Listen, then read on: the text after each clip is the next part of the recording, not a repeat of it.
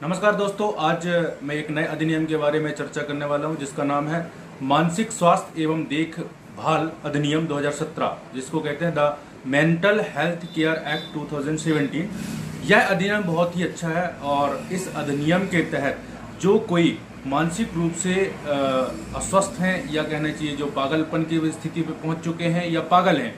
ऐसे व्यक्तियों को जो परिवार के द्वारा परित्याग कर दिया जाता है या ऐसे व्यक्ति जो कि गुम हो जाते हैं और मानसिक रूप से विक्षिप्त हो जाते हैं, उनके लिए धारा 100 यह कहती है कि पुलिस जिस क्षेत्र में ऐसे व्यक्ति घूमते हुए पाए जाते हैं या फिर किसी व्यक्ति के द्वारा सूचना दी जाती है कि ऐसे मानसिक रूप से विक्षिप्त व्यक्ति घूम रहे हैं, तो उनका तत्काल रूप से उस क्षेत्र के पुलिस थाने के भारसाधक अधिकारी के द्वारा उनकी सूचना लिखनी पड़ेगी और लिखकर गुमशुदगी रिपोर्ट दर्ज करेगी और दर्ज करने के बाद उसके परिवार के बारे में जानकारी जुटाएगी और जुटाने के साथ साथ ऐसे व्यक्ति को पकड़कर लेकर आएंगी और 24 घंटे के अंदर उसे मजिस्ट्रेट के समक्ष प्रस्तुत करेंगी। मजिस्ट्रेट के समक्ष प्रस्तुत करने के बाद होता क्या है कि ऐसे मानसिक रूप से विक्षिप्त व्यक्ति को केयर होम पे ले जाया जाएगा और उनके मानसिक जो अस्वस्थता है उसकी चिकित्सीय इलाज करवाई जाएगी। इसके लिए उन्हें ऐसे स्थान पर जहां पर सरकार के द्वारा निर्धारित किया जाता है, ऐसे स्थान पर उनके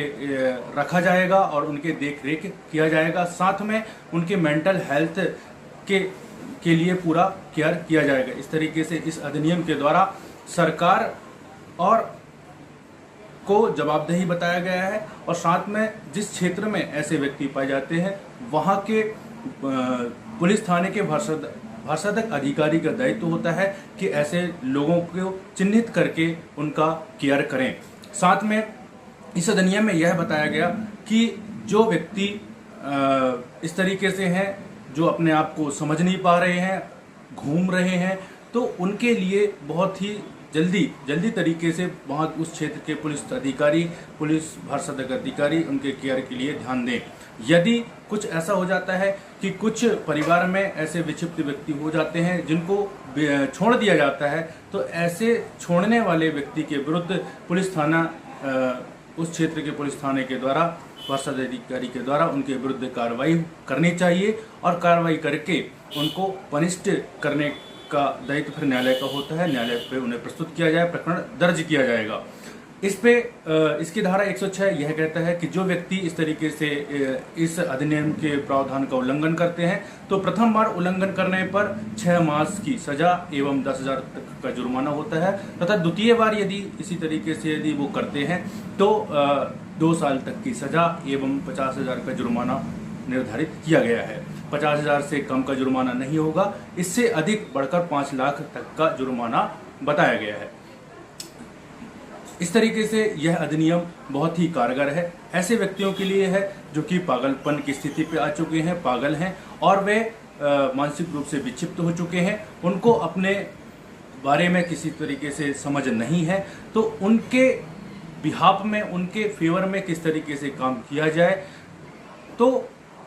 कौन करेगा। सबसे बड़ी प्रश्न उठता है कि ऐसे विक्षिप्त व्यक्ति वो तो खुद के बारे में समझ नहीं पा रहे हैं, तो उनके फेवर में कौन काम करेगा। तो कोई भी प्राइवेट व्यक्ति, कोई भी व्यक्ति यदि उनके संज्ञान में यदि आ जाता है कि यह विक्षिप्त है, घूम रहा है, गलियों में घूम रहा है, तो उसकी सूचना तत्काल पुलिस थाने पे दिया जाए। पुलिस थाने पे देने पर पुलिस थाने का भारसाधक अधिकारी उसको संज्ञान लेगा और लेकर प्रथम सूचना रिपोर्ट गुमशुदगी का दर्ज करने के बाद उसका विवेचना स्टार्ट करेगा और उसके बाद 24 घंटे के अंदर ही उसे माननीय न्यायालय के समक्ष प्रस्तुत करेगा और उसकी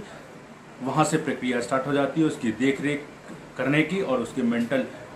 हेल्थ केयर के लिए उसकी पूरी जो प्रावधान दिया है उस हिसाब से किया जाता है। इस प्रकार से दोस्तों ये जो the mental health care act 2017 जो है वह बहुत ही लाभकारी है और इसका ज़्यादा से ज़्यादा प्रभाव